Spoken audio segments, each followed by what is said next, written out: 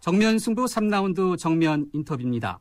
민주통합당의 신경민 의원이 친정 MBC를 찾아서 방송 연설을 통해 김재철 사장의 퇴진을 촉구했습니다.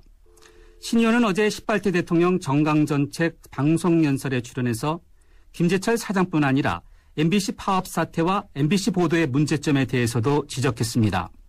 특히 MBC의 경영진이 MBC의 민영화를 시도한 의혹이 있다면서 강도 높게 비판했는데요. 오늘 뉴스 정면 승부 3라운드에서는 민주통합당의 신경민 의원을 전화로 연결해서 MBC 사태와 정수장학회 문제에 대해서 이야기를 나눠보도록 하겠습니다. 안녕하세요, 신 의원님. 네, 안녕하십니까. 신경민입니다. 네. 자, 어제 MBC 앵커가 아닌 국회의원 자격으로 MBC 스튜디오에 섰다라고 이렇게 모두를 시작하시면서 방송 연설을 하셨는데요. 네. 못 들으신 청취자분들도 상당히 있습니다. 어제 내용을 좀 간략히 좀 설명해 주실까요? 네, 내용은 다들 아시는 내용인데요. 파업을 MBC가 170일이나 했는데도 불구하고 계속해서 버티는 부패 무능 경영진을 질타를 하고요. 네.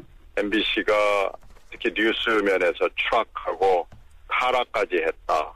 그리고 MBC 뉴스를 흉기로 사용하면서 경영진은 심지어 사이비 민영화안까지 몰래 추진하려다가 들켰다.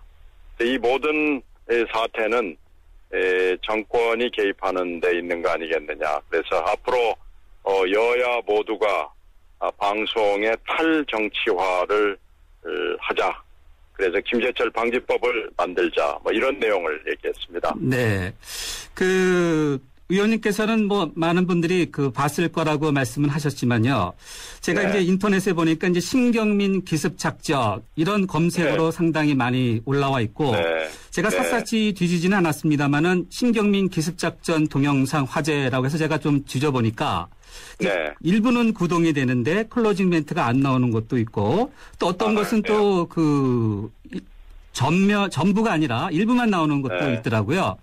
그건 아마 여러분들이 편집을 해서 올리기 때문에 그런데 실제로는 imbc.com으로 들어가서 다시 보기로 하면은요. 뉴스 특보 사이트를 통해서 전체 18분, 19분쯤 됩니다. 그 내용을 다 보실 수 있습니다. 아, 그렇군요. 네. 청취자분들께서 궁금하신 분들은 바로 그곳에 들어가서 보시면 될 것 같고요. 네, 많은 분들이 imbc로 해서 다시 보기로 보셨더라고요. 네. 자, 그러면은 어떤 경위에서 직접 MBC를 방문하시게 된 거죠?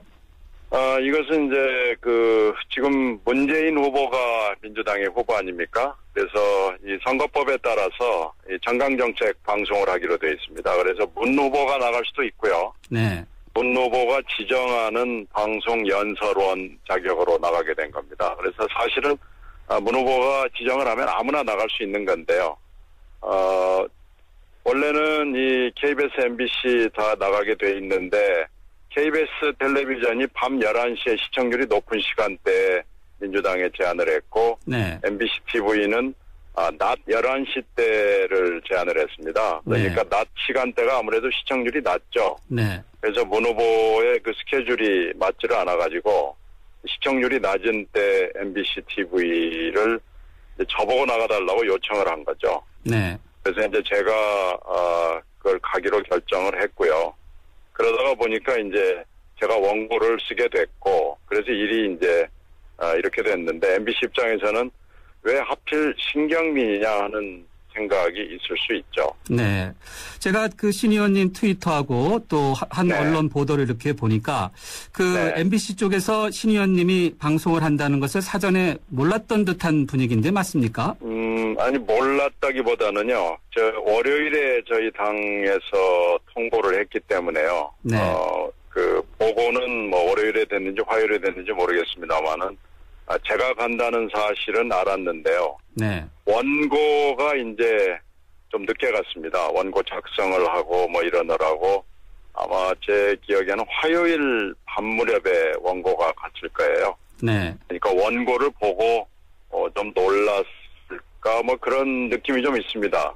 수요일 아침에 긴급 간부회의를 열었다거든요. 그래가지고 MBC 긴급 간부회의에서 왜 이렇게 됐느냐라는 것이 이제 그 화제가 됐고 그걸 주제로 해서 모인 거죠. 네. 그래서 그 광고를 팔아야 되니까 광고국하고 편성을 해야 되니까 편성국이 관계가 됩니다. 네네. 그래서 두 국이 서로 네 책임이냐 내 책임이냐 그러고 약간의 이 퍼넘기가 있었다는 얘기 들었습니다. 네.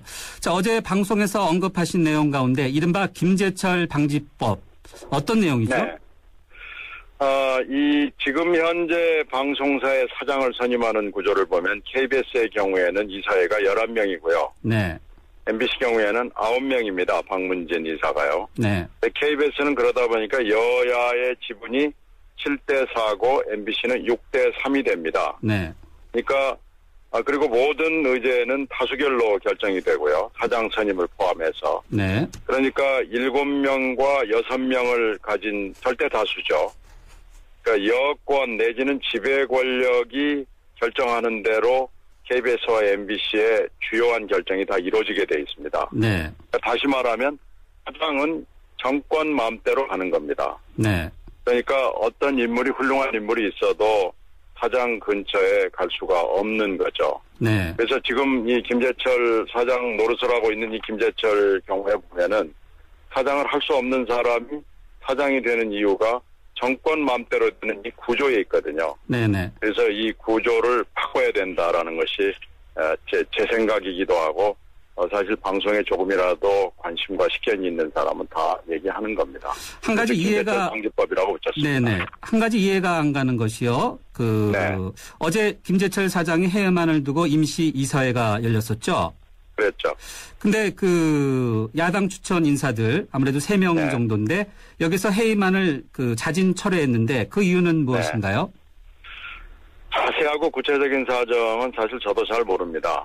그런데 여러 가지 정황이나 그 사이에 제가 알았던 사실들을 보면은 일단은 지금 170일 파업과 그 이후에 있었던 징계 이런 것들이 MBC 내부가 복잡한데요. 네. 여기에다가 한겨레 신문이 보도한 이 정수장학회와 이진숙 씨의 회동. 네.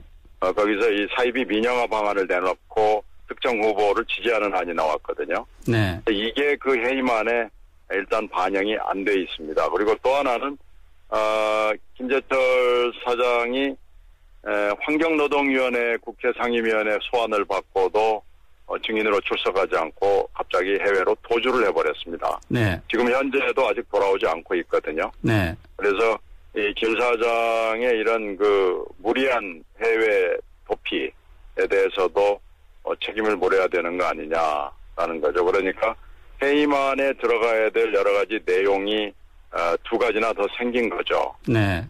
그리고 또 하나는 제가 구체적인 내용은 모르겠습니다만은 여야 이사들 간에 대화가 더 좀 필요한 거 아니냐라는 거 아니겠습니까? 그래서 이런 것들이 결합이 돼가지고 해임안을 한번 제출해서 부결이 돼버리면은 안 되거든요. 그래서 네. 철회했다가 다시 하겠다는 얘기 아니겠습니까? 네. 자, 여야 이사들 간에 좀 대화가 더 필요하다는 그 대목은 네. 9명의 이사들 가운데 결국 이제 5명이 확보돼야 해임안이 그렇죠. 처리되지 않겠습니까? 그러면은 그렇죠. 다음 주 만약에 11월 1일 정도에 정기 이사회가 열릴 것으로 현재 추정되고 있는데 네. 이때 그러면은 해임안이 다시 상정돼서 통과될 수 있다고 보십니까? 네, 그건 제가 알 수도 없고 제가 얘기할 내용은 아닌 것 같습니다만은 만약에 김재철 씨가 이 정도로 여러 가지 지금 적시된 여러 가지 엄청난 잘못을 저질렀지 않습니까? 그러고도 만약에 그것이 여당 이사건 야당 추천 이사건 간에 이 대목에 대해서 만약에 넘어간다면 이런 엄청난 과실을 한 사람도 정권만 권력만 명예한다면 끝까지 갈 수 있고 사장 노릇을 할 수 있다라는 잘못된 메시지가 갈 수 있습니다. 네. 그래서 여야 간에 아마 이런 잘못에 대한 판단 이걸 놓고 김재철 씨를 어떻게 처리해야 되느냐라는 걸 가지고 더 긴밀하고 더 깊숙한 대화가 필요한 것으로 보입니다. 이것은 방송에 보내는 메시지도 있고요. 국민들에게 보내는 메시지도 있기 때문에 여야 의사들이 신중하게 더 논의를 할 것으로 생각합니다. 네. 이번엔 앞서 잠깐 신 의원님께서 언급하신 정수장학회 문제 한번 다시 짚어보겠습니다. 네. 그 정수장학회 지분 매각을 보도한 그 한겨레 신문 기자가 MBC 네. 측으로부터 도청 관련 의혹으로 고발을 당했는데 이와 관련해서 검찰이 오늘 정수장학회 사무실을 압수수색했는데 이에 대해서는 어떻게 생각하십니까? 글쎄요, 여러 가지 고소고발이 있는데 검찰이 그 부분에 대해서는 신속하게 대응을 했더군요. 본질에 대한 것도 많이 있고 김재철 사장에 대한 것도 많이 있는데 검찰이 이 도청 의혹 부분에 대해서는 신속하게 움직인 것은 검찰의 이벤트 같다는 느낌을 좀 받습니다.